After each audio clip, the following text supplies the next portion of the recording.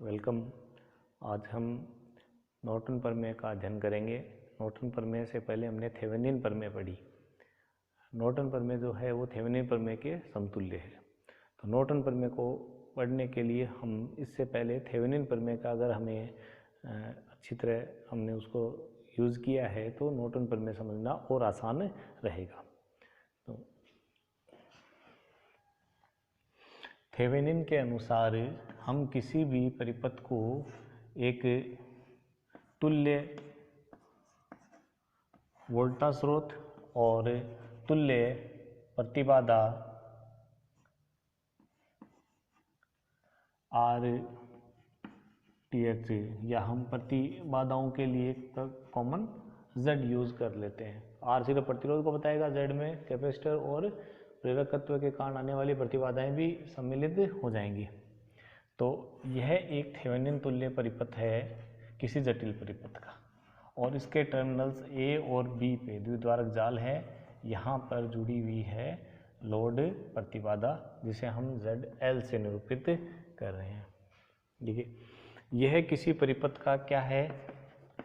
Thevenin परिपथ है। अब इस थेवेनिन परिपथ को हम नॉर्टन परिपथ में परिवर्तित कर रहे हैं। तो इस थेवेनिन परिपथ का तुल्य नॉर्टन परिपथ यह होगा।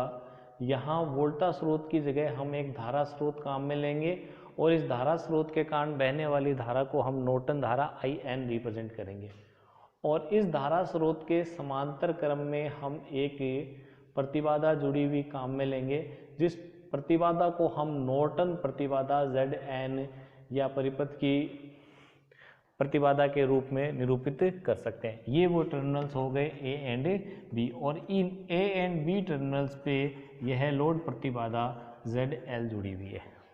तो नॉर्टन प्रमेय को समझने से पहले हम थेवेनिन और नॉर्टन में समतुल्यता बताते हैं। अगर थेवेनिन और नॉर्टन में समतुल्यता मिलेगी, इसका मतलब ये है कि नॉर्टन प्रमेय वो क्या है? सही है।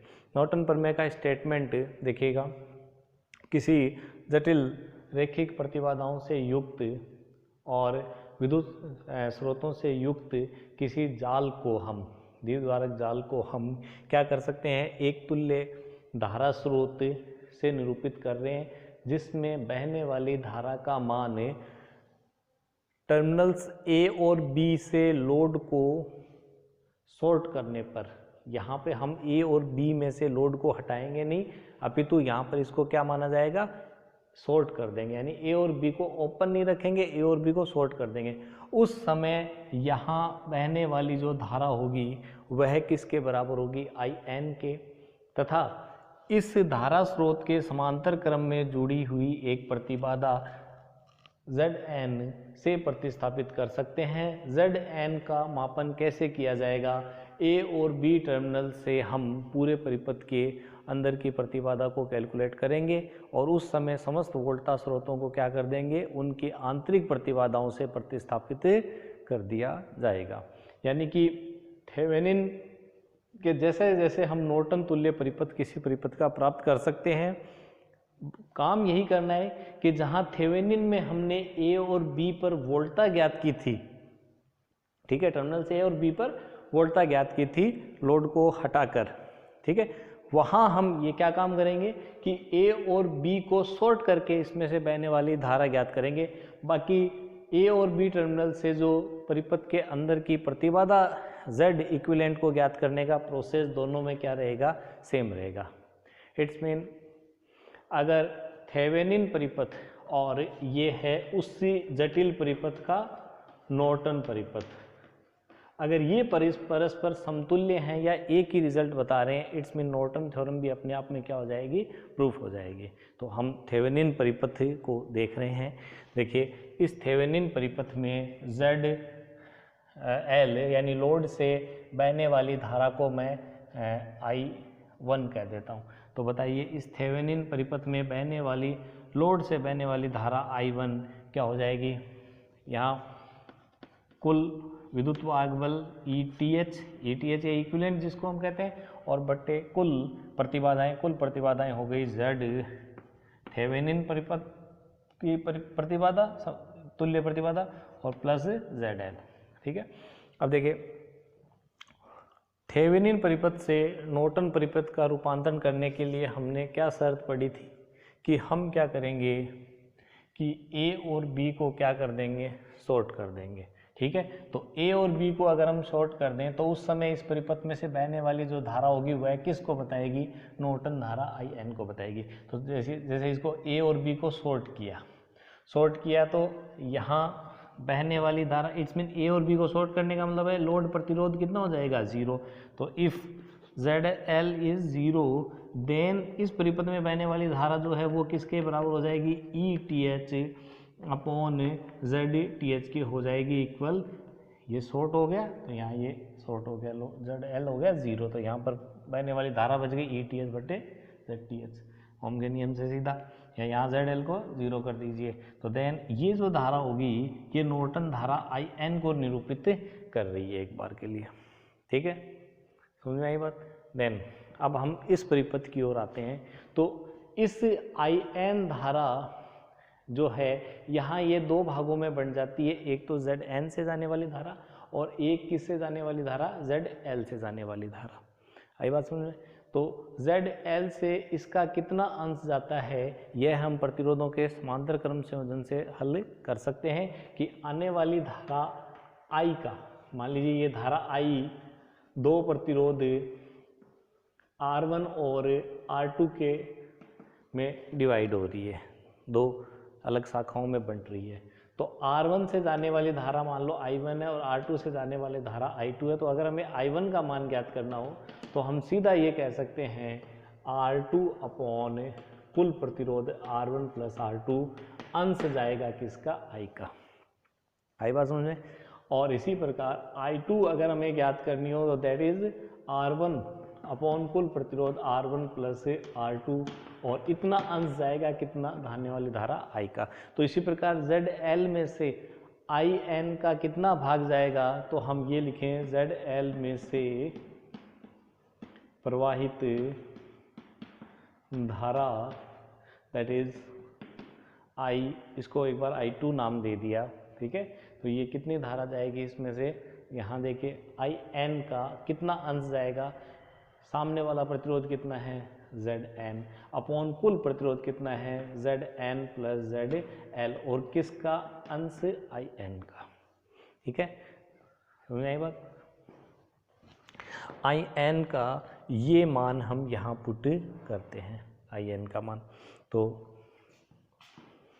I2 is equal to ZN upon ZN plus ZL multiply by ETH upon ZTH।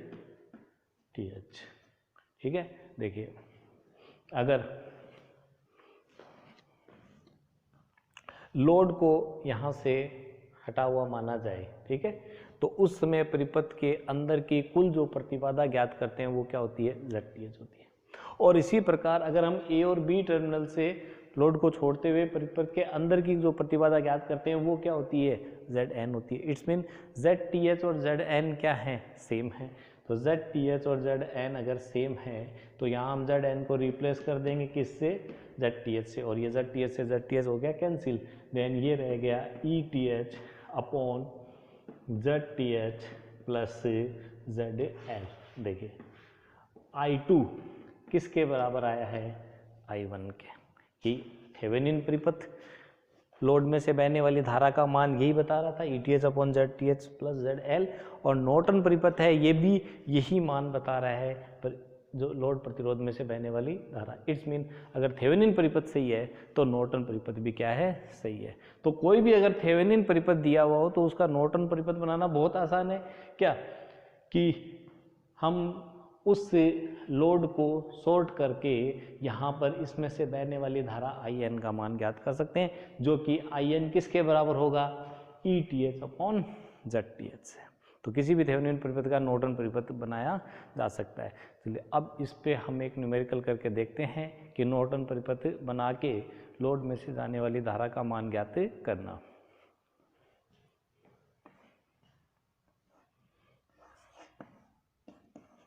16 volt और 1 ओम की ये वोल्टा स्रोत जुड़ा हुआ है इस परिपथ में, और यहाँ 1 ओम और 1 ओम की 2 प्रतिरोध लगे हुए हैं और यहाँ एक प्रतिरोध है 2 ओम का।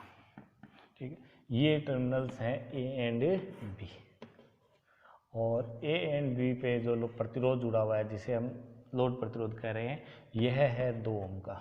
तो क्वेश्चन ये है कि इस 2 ओम के प्रतिरोध में से बहने वाली धारा ज्ञात कीजिए नॉर्टन प्रमेय से। देखिए, आप थेवेनिन प्रमेय से भी इसमें ज्ञात कर सकते हैं, लेकिन जब लिखा हो कि नॉर्टन प्रमेय करना है तो आपको वहाँ नॉर्टन धारा को निरूपित करना जरूरी होगा। तो नॉर्टन यानी नॉर्टन मेथड है वो ही हमें काम में लेना है। तो नॉर्टन मेथड से हमें क्या इसमें से बहने वाली धारा का मान ज्ञात करना है। तो सबसे पहले हम क्या करें कि इसमें से जाने वाली धारा का मान ज्ञात कर लें, जो कि होगी नॉर्टन धारा।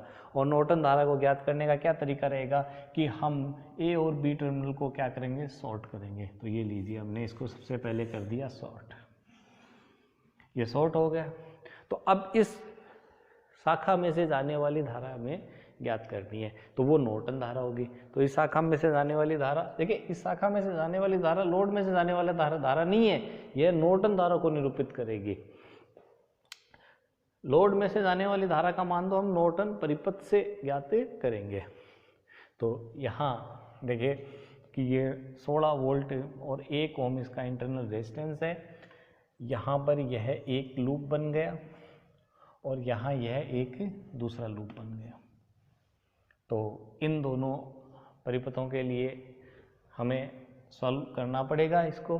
तो सबसे पहले जैसे मान लीजिए यहाँ से आने वाली धारा हो गई I, और इसमें से आने वाली धारा हो गई IN, और इसमें से धारा हो गई I माइनस IN।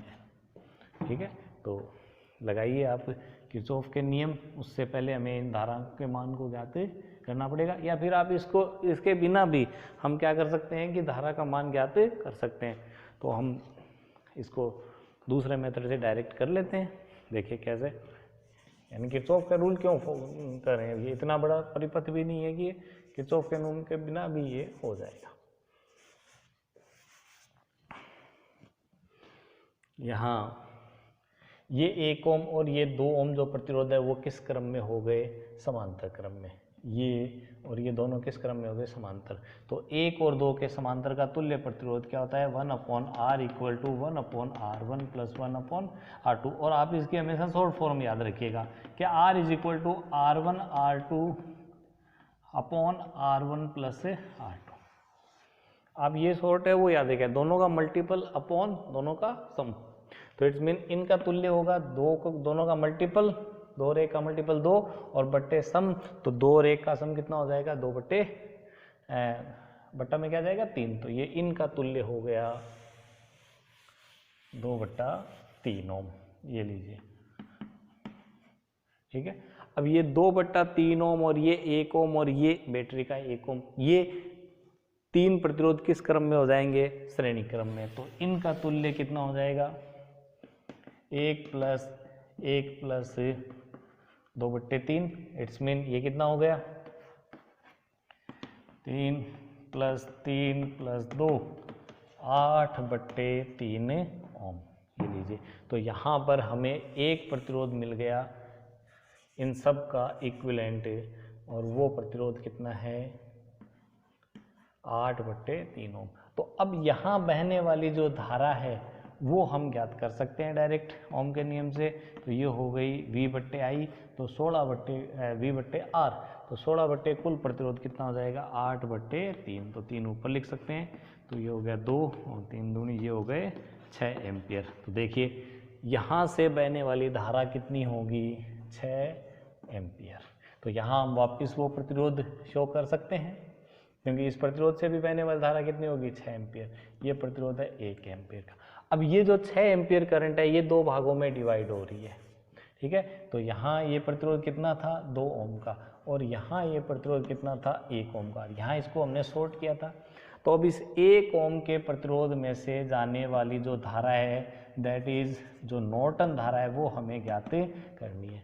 तो ये नॉर्टन धारा हम वही दोनों ये समांतर क्रम में है ना, आने वाली धारा कितनी है, 6। तो 6 का कितना अंश जाएगा, ये डिपेंड करेगा समांतर क्रम में जुड़े हुए सामने वाले प्रतिरोध 2 कुल प्रतिरोध 2 + 1 और गुणा आने वाली धारा कितनी है, 6।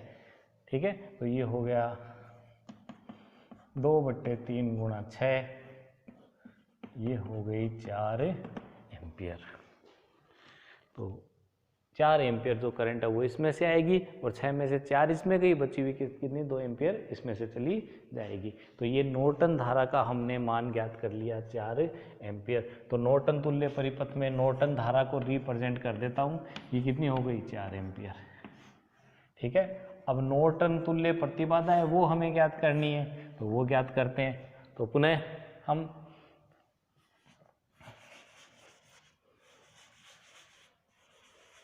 टर्मिनल्स ए और बी को शो करते हैं और यहाँ से क्या करेंगे, इस 16 वोल्ट की बैटरी को हम क्या करेंगे, प्रतिस्थापित कर देंगे इसकी आंतरिक प्रतिबाधा। इसकी आंतरिक प्रतिबाधा कितनी है 1 ओम, ये लीजिए, ये परिपथ बन गया। तो अब इस परिपथ में आप ए और बी के बीच में कुल क्या ज्ञात कर लो, प्रतिबाधा ज्ञात कर लो।